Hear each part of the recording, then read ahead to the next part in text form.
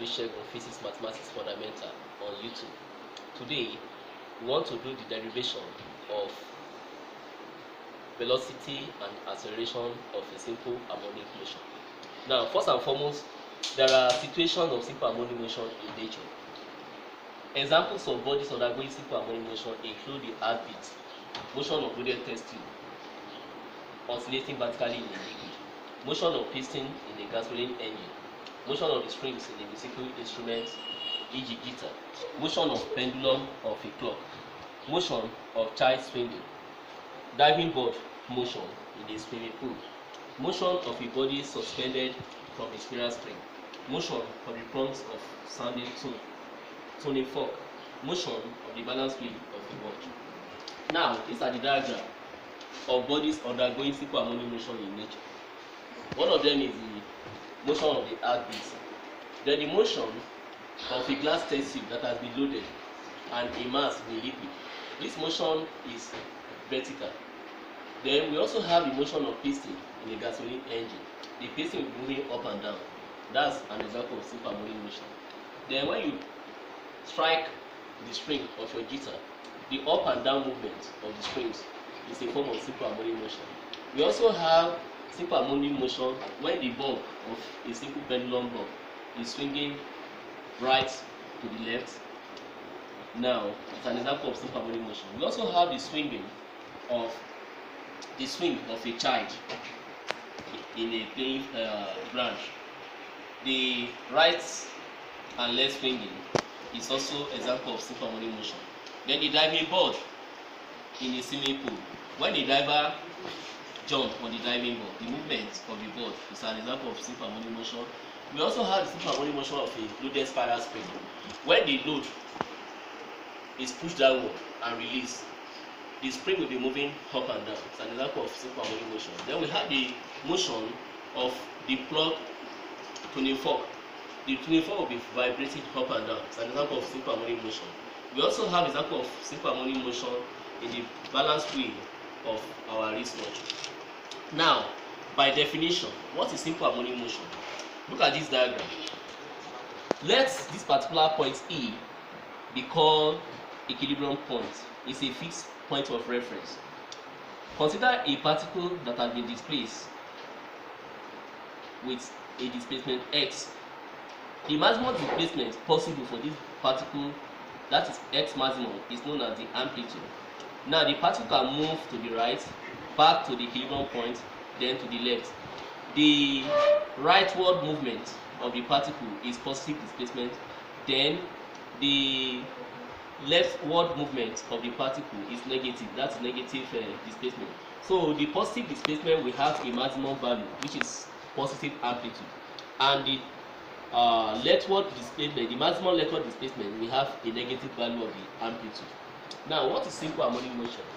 A body is said to undergo a periodic motion called the simple harmonic motion if its acceleration towards the equilibrium position, and that equilibrium position is also known as the center of motion, on a straight line that is proportional to its displacement s away from the equilibrium position. What we are trying to say in essence is that if a particle is displaced from the equilibrium position up to the value of displacement x, the particle will move faster, that is accelerate backward to the equilibrium position. So what we are trying to say in essence is that when a situation occurs whereby a displaced particle accelerates towards the equilibrium position, then that kind of motion is known as simple harmonic motion. Now, this diagram actually simplifies what I just said now. The particle has been displaced with a displacement x, and when the particle has reached the position x, it will move faster, that it will accelerate towards the equilibrium position. Then that such situation, the particle is said to undergo simple harmonic motion. Now consider a body circling in a periodic fashion as shown in the figure below. The body happens to be at point P, then call it point P1, and before moving to another position P along a circle of radius r. Now, if this radius is projected horizontally, we can have the projected version of displacement x along the horizontal, and the projected version along the vertical is our y.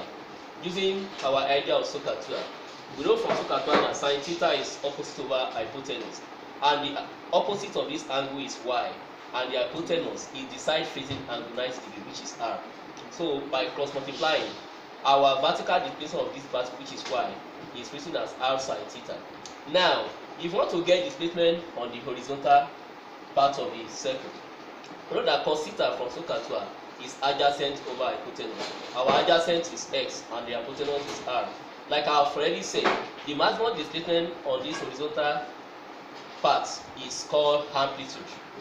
Now, from Pythagoras theorem, when we look at this right angle triangle, we know that hypotenuse square is equal to the vertical side square plus the base square. So r square is s square plus y square. Now, let us now consider the velocity of the particle moving along the horizontal axis. The velocity is Vx. The s indicates that the velocity is along the horizontal axis. Now, we know before that displacement along the horizontal axis is x is equal to r cos theta. Therefore, velocity will be differentiation of displacement in relation to the time taken. Therefore, our velocity will be ds dt. And our x, as we've gotten the displacement along the horizontal, is r cos theta. So substituting for the value of x, we have r cos theta over dt. But we cannot differentiate theta against time. So what we need to do is to find a derivative of the theta and then split it so that we can be able to differentiate theta against theta. Now, we know that because the radius of the circle is constant, it's not changing, we can take this r outside the differentiation sign. So we now have r the cos theta over the theta. But we cannot differentiate theta, as I've said before, against time. Therefore, we split it. We have cos theta over the theta times the theta over the t. Now we can differentiate cos theta over the theta. We know that what we have here, when we cancel the theta, we still have this one back, the cos theta over the theta. We have the cos theta over the theta. So in a nutshell, in our standard differentiation, we know that differentiation of cos theta is minus sine theta. Therefore, the cos theta becomes minus r sine theta. And rate of change of angular displacement with respect to time is known as angular velocity omega. So this particular angular displacement with respect to time is omega. Now, taking this omega to the other side, we have velocity along the horizontal to be minus omega r sine theta. Now, our r sine theta, as we proved the other time in our proving, y is r sine theta. So replacing r sine theta with y here, we have this. Now, from Pythagoras theorem, we have up. Making y subject of formula, we know that our y will be square root of r square minus s square. Replacing this arrangement back, we have our y to be a square minus s square. Since I have said before that our r is amplitude, so we have y to be square root of a square minus s square. Now, substitute this value of y inside this place, we have velocity along the horizontal to be minus omega square root of a square minus s square. Now, to find acceleration, we differentiate velocity with respect to time. So acceleration along the horizontal, acceleration ax, is the vs over the t. But our vs, as we have shown before, is minus omega r sine theta. Substituting the value here, we have the minus omega r sine theta theta. Now, omega and r, they are constants. So we take minus omega r outside the differentiation sign. We have minus omega r sine theta over the t. Like I said the other time, you cannot differentiate theta against time. So we split it with the theta. So our splitting becomes the sine theta over the theta times the theta over the t. Because when the theta and theta cancel, we still have this one back. Now, the theta over the t, that is angular displacement with respect to time, is omega again. Then the sine theta over the theta is cos theta. So now, in a nutshell, our acceleration along the horizontal becomes minus angular velocity times radius cos theta omega. Omega multiply omega becomes omega square r cos theta. Like I said, r is our amplitude. So replacing r with as I've said before, r cos theta is x. So replacing r cos theta with x, we have minus omega square x.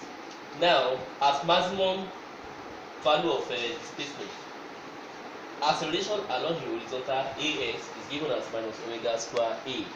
Thank you so much. You can meet me on many other aspects of mathematics and further mathematics on Oreko Yale Physics Mathematics Fundamental. Thank you.